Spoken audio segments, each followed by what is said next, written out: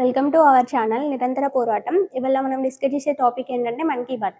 కానీ మనం last episode చేసాం కదా, 127th episode of Mann Ki Baat. దాంట్లో మనం డిస్కస్ చేసే టాపిక్ కొంచెం గుర్తు చేసుకుంటే కోరాపుట్ కాఫీ, గార్బేజ్ కేఫ్ అలాంటి వాటి మనం డిస్కస్ చేసాం. ఇప్పుడు మనం డిస్కస్ చేసేది ఏంటి 128th episode of Mann Ki Baat. అది ఎప్పుడు జరిగింది? November 30, 2025.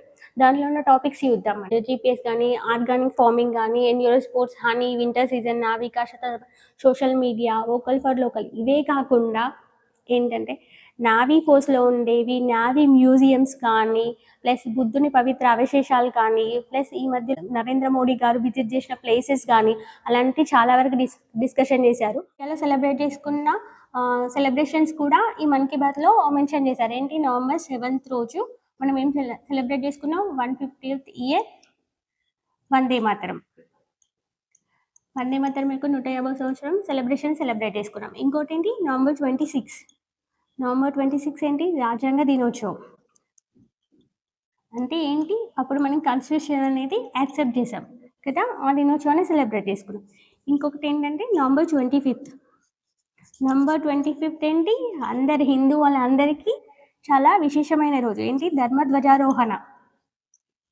అంటే రాముడు ఉన్నప్పుడు ఉన్న ధ్వజారోహణం అనేది మళ్ళీ పునఃప్రతిష్ఠించారు. ఎక్కడ? అయోధ్యలో. ఇవి 3 టాపిక్స్ అనేవి ఫస్ట్ డిస్కషన్ చేసిన టాపిక్స్.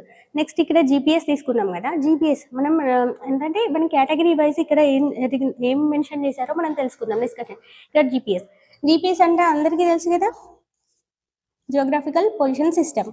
అంటే మన లొకేషన్ ఎక్కడ ఉంది ఏంటి అనేది తెలుసుకోవడానికి. అంటే జీపీఎస్ ఇప్పుడు మనం బైక్స్ కానీ మనకి తెలియని లొకేషన్ అనేది మనం జీపీఎస్ బేస్డ్ మాత్రమే వెళ్ళిపోతాం. అంటే మనకి లొకేషన్ ఎక్కడ ఉన్నదే తెలుస్తుంది. కానీ మనకి ఈ జీపీఎస్ సిస్టమ్ రాకముందు కూడా మన పూర్వీకులు ఏం చేశారు? ఒక డెస్టినేషన్ నుండి ఇంకొక డెస్టినేషన్కి వెళ్ళడం జరిగింది.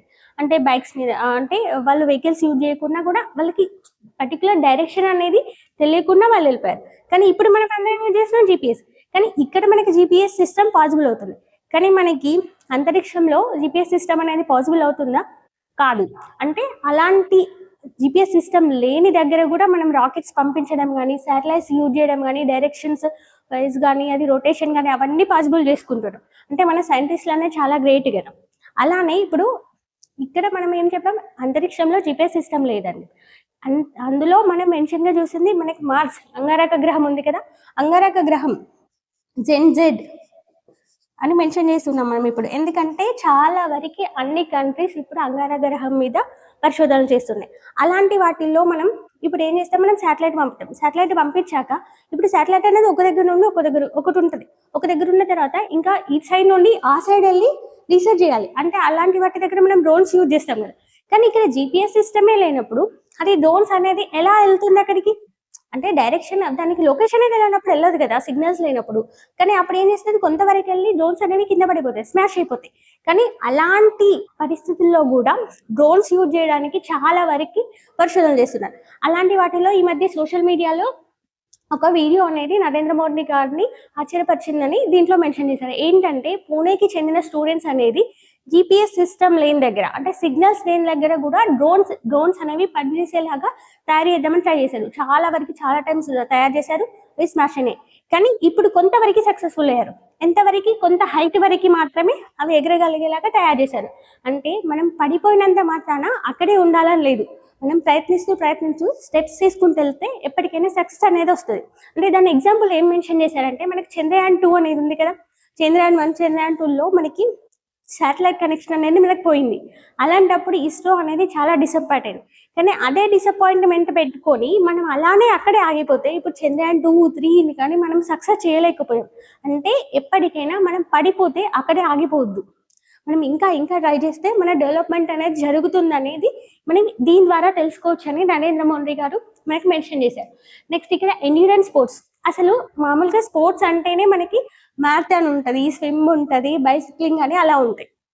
కానీ ఇక్కడ స్పెషల్గా ఎండ్యూరెన్స్ స్పోర్ట్స్ అని ఇందులో ఎండ్యూరెన్స్ స్పోర్ట్స్ అంటే ఐరన్ మ్యాన్ మారథాన్ అని మెన్షన్ చేస్తారు. అసలు ఐరన్ మ్యాన్ మారథాన్ ఏంటి? అసలు మారథాన్ అంటే మనం రకరకాలుగా తీసుకుంటాం. ఒకటి రన్నింగ్ తీసుకుంటాం, బైసిక్లింగ్, స్విమ్మింగ్. అంటే ఒక్కొక్క ఇప్పుడు రన్నింగ్ మారథాన్ తీసుకుంటాం, అదొక టైప్. నెక్స్ట్ బైసిక్లింగ్, అది ఇంకో టైప్ మారథాన్. స్విమ్మింగ్, ఇది ఇంకొక టైప్. కానీ ఇక్కడ ఐరన్ మ్యాన్ మారథాన్ అంటే ఎండ్యూరెన్స్ స్పోర్ట్స్లో మెన్షన్ చేసిన మారథాన్. ఈ మారథాన్లో ఏం జరుగుతుందంటే మనకు 4 కిలోమీటర్స్ రన్నింగ్, 180 కిలోమీటర్స్ బైసిక్లింగ్, ఇలా ఇంకొన్ని కిలోమీటర్స్ స్విమ్మింగ్. అంటే కొంచెం ఒక డేలో ఇప్పుడు మనకి రన్నింగ్ తీసుకున్నాం అనుకోండి, మార్నింగ్ స్టార్ట్ చేసి ఈవినింగ్ వరకు మారథాన్ చేసేస్తాం, అయిపోతుంది. కానీ ఇక్కడ 1 డేలోనే సమ్ పార్ట్ ఆఫ్ టైం మనకి రన్నింగ్ యూజ్ చేస్తారు, some part of time bicycling, some part of time swimming. అంటే 1 డేలోనే పార్ట్స్గా 3 టైప్స్ ఆఫ్ స్పోర్ట్స్ అనేది చేయడం జరుగుతుంది. అంటే మన క్యాపబిలిటీ ఎంత ఉందో అనేది ఇక్కడ మనం అంచనా వేసుకోవచ్చు అన్నట్టు. మన మీద మన క్యాపబిలిటీ ఎంత ఉంది, మనం చేయగలమా అంటే అలాంటి మారథాన్స్ అనేవి జరుగుతున్నాయి. అంటే ఎండ్యూరెన్స్ స్పోర్ట్స్ కేటగిరీ కింద ఐరన్ మ్యాన్ మారథాన్ జరుగుతుంది. అంటే మన కెపాసిటీ ఇలాంటి వానికి ఉత్సాహం చూపిస్తున్నారు. కానీ ఒక్క రోజులో ఇన్ని టైప్స్ మారథాన్ చేయడం కూడా గ్రేట్ కదా. అలాంటి వాటిల్లో కూడా మనం పార్టిసిపేట్ చేసి మనం విన్ అవుతున్నామంటే గ్రేట్ అని చెప్పుకోవచ్చు దీని ద్వారా. అంటే మన క్యాపబిలిటీ అనేది కూడా ప్రూవ్ చేసుకోవడానికి చాలా స్పోర్ట్స్ కూడా ఉన్నాయి. ఇక్కడ స్పోర్ట్స్ అంటే మనం ఇంకా చెప్పుకునేవి ఉన్నాయి. స్పోర్ట్స్ ఈ మధ్య జరిగిన స్పోర్ట్స్ ఏంటి? Women cricket, world women cricket. ఇందులో ఇండియా అనేది అందరికీ తెలుసు విన్ అయింది కదా. అలాగే కాకుండా ఇది నార్మల్ ఉమెన్ కాకుండా బ్లైండ్ ఉమెన్ కేటగిరీలో కూడా క్రికెట్లో వరల్డ్ కప్ విన్ అయింది.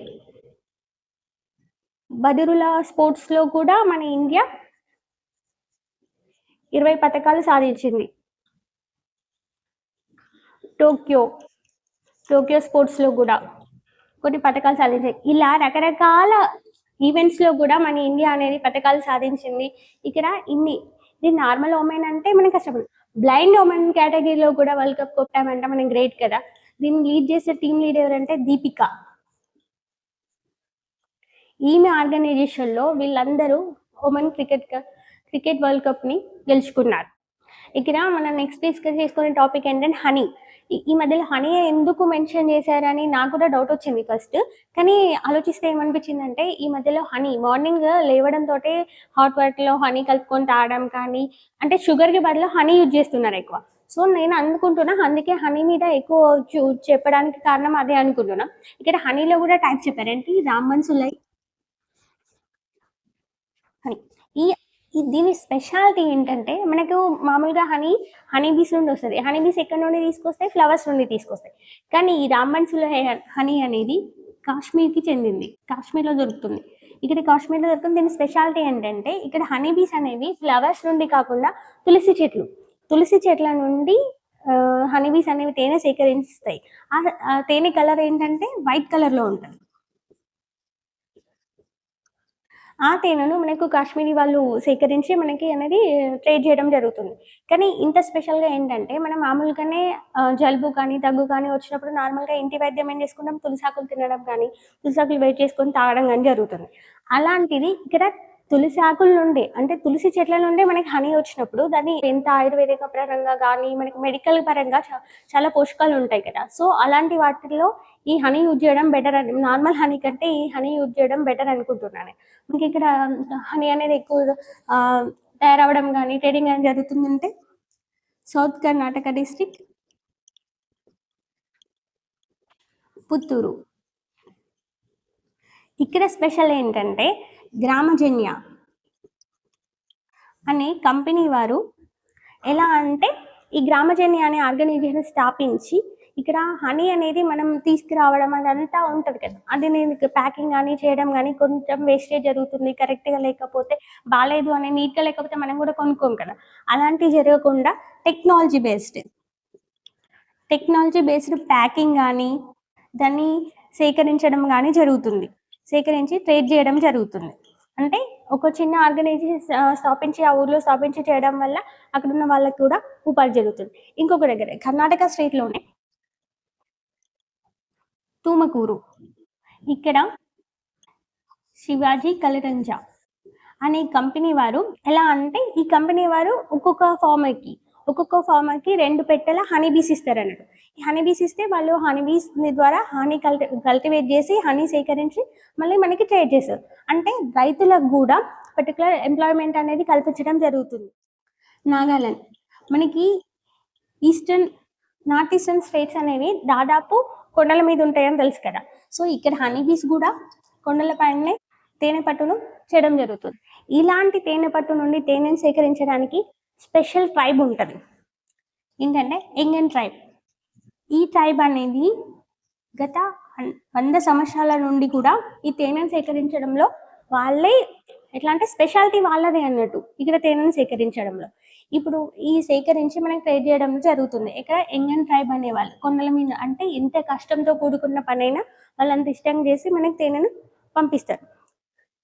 మనకు మామూలుగా 10 years బ్యాక్ ఎంత ఉంటుందంటే హనీ ప్రొడక్షన్ 7,600 టన్స్ ఉండేది.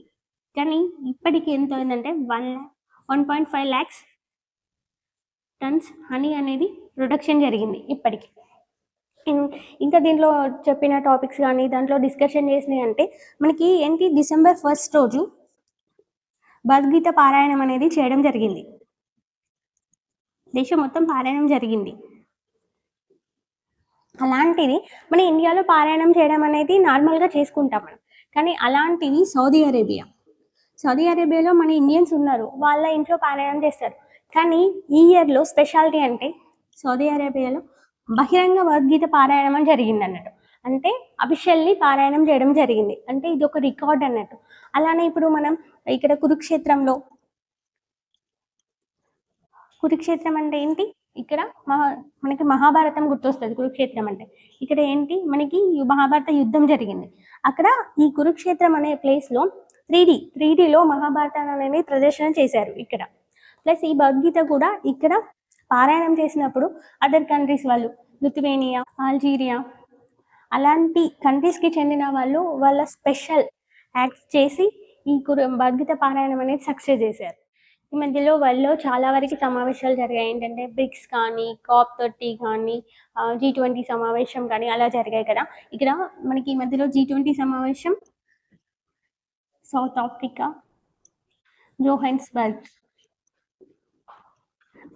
జోహన్స్బర్గ్లో G20 సమావేశం అని జరిగింది. ఈ G20 సమావేశానికి మన ప్రధానమంత్రి నరేంద్ర మోడీ గారు హాజరై ఇక్కడ మనకి ఒక స్లోగాన్ వింటారు.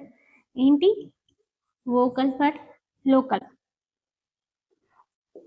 లోకల్ అంటే మన స్వదేశంలో తయారైన వస్తువులు అనేటివి ప్రమోట్ చేయడం, ప్రపంచానికి మన వస్తువులు అనేది మన దగ్గర ఉన్న నైపుణ్య కళ అనేది ప్రపంచానికి తెలియజేయడానికి ఈ వోకల్ ఫర్ లోకల్ అనే స్లోగాన్ ద్వారా అక్కడ ఉన్న ఆ సమావేశంలో పాల్గొన్న ప్రైమ్ మినిస్టర్స్ కానీ అధ్యక్షులకు కానీ మన కళా నైపుణ్యంతో తయారు చేసిన వస్తువులని బహుకరించారు నరేంద్ర మోడీ గారు. అందులో కొన్ని తెలుసుకుందాం. ఇక్కడ మనకి ఆతిథ్యం ఇచ్చిన కంట్రీ ఏంటి, సౌత్ ఆఫ్రికా ప్రెసిడెంట్కి నటరాజ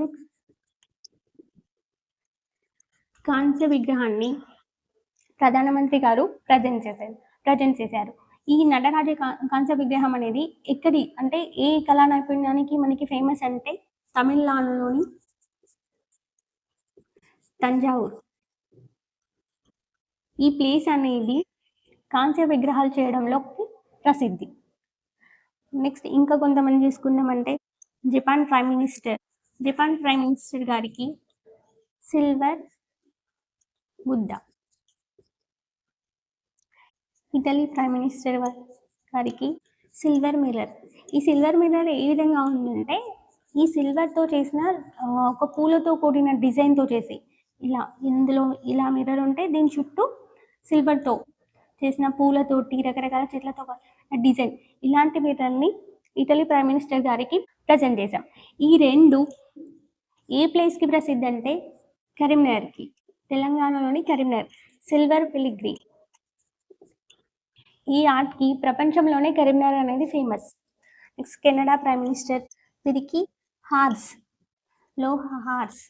ఈ విగ్రహాన్ని ప్రజెంట్ చేశారు. ఇది ఎక్కడంటే రాజస్థాన్ స్టేట్ అనేది ఈ కళకి ప్రసిద్ధి. ఇంకా చూసుకున్నట్టయితే ఇందులో భాగంగా ఆస్ట్రేలియా ప్రైమ్ మినిస్టర్ గారికి ఏంటి ఇత్తడితో చేసిన ఉర్లి ఇత్తడి ఉర్లిని బహుకరించారు ప్రధానమంత్రి గారు. ఇత్తడి ఉర్లి ఎక్కడ ఏ ప్రాంతానికి చెంది ఫేమస్ అంటే కేరళలోని మన్నార్ ప్రాంతం ఈ ఇత్తడితో తయారు చేసిన ఉర్లీలకు ఫేమస్. అంటే ఇందులో ఏంటంటే ఒక్కొక్క ప్లేస్కి ఇప్పుడు చూడండి నటరాజ కాంస్య విగ్రహం ఎక్కడ Tamil Nadu Thanjavur, silver Buddha silver mirror ఎక్కడ కరీంనగర్ సిల్వర్ పిల్గ్రి. నెక్స్ట్ ఇక్కడ సిల్వర్ హార్స్ ఇక్కడ ఫేమస్ రాజస్థాన్, ప్లస్ ఇత్తడి ఉర్లి కేరళ. అంటే మన ఇక్కడ తెలియజెప్పేదంటే ఒకల్ ఫర్ లోకల్. అంటే మనకి ఇక్కడ మన కళా నైపుణ్యాన్ని ప్రపంచవ్యాప్తంగా తెలియజేయడానికి ఈ G20 సమావేశం అనేది ఒక ప్లేస్గా మనకి యూజ్ చేశారు ప్రధానమంత్రి గారు. ఇప్పుడు మనమే కాదు అంటే ప్రపంచవ్యాప్తంగా కాదు, మనం కూడా మన ప్లేసెస్లో ఉన్న స్పెషాలిటీ ఏంటనేది తెలుసుకోవడానికి చాలా బాగా యూజ్ అవుతుంది. నెక్స్ట్ ఇక్కడ మనకి ఈ మధ్యలో మనకి జరిగింది ఏంటంటే లాస్ట్ మంత్ మనం బుద్ధుడి పవిత్ర అవశేషాలు ఇవి ఎక్కడ ఉన్నాయి, మన నేషనల్ మ్యూజియంలో ఉన్నాయి. వీటిని మనం లాస్ట్ మంత్ కల్మికై రష్యా ఈ ప్రాంతానికి అంటే ఈ ప్లేస్లో ఉన్న మ్యూజియానికి మనం తరలించాం. ఇక్కడ మన నేషనల్ మ్యూజియంలో ఉన్నప్పుడు ఈ బుద్ధుడి పవిత్ర అవశేషాలని థైలాండ్కి చెందిన రాజుగారు కూడా విజిట్ చేశారు వీటిని. ఇక్కడ మనం లాస్ట్ మంత్ కల్మికే ప్లేస్లోకి మనం వీటిని పంపించాక అక్కడ ఉన్న ప్రజలందరూ వీటిని విజిట్ చేయడం జరిగింది. అంటే మనకి చాలా థ్యాంక్ఫుల్గా ఉన్నారు. అంటే వీటిని మనం నెక్స్ట్ ఈ బుద్ధుని పవిత్ర అవశేషాలను థాయిలాండ్, భూటాన్ ఇలాంటి వియత్నాం ఇలాంటి ప్లేసెస్ కూడా పంపించాలని మనం అనుకుంటున్నాం. ఎందుకంటే అక్కడి రాజులు కానీ అధ్యక్షులు కానీ మాకు కావాలని అడిగారు.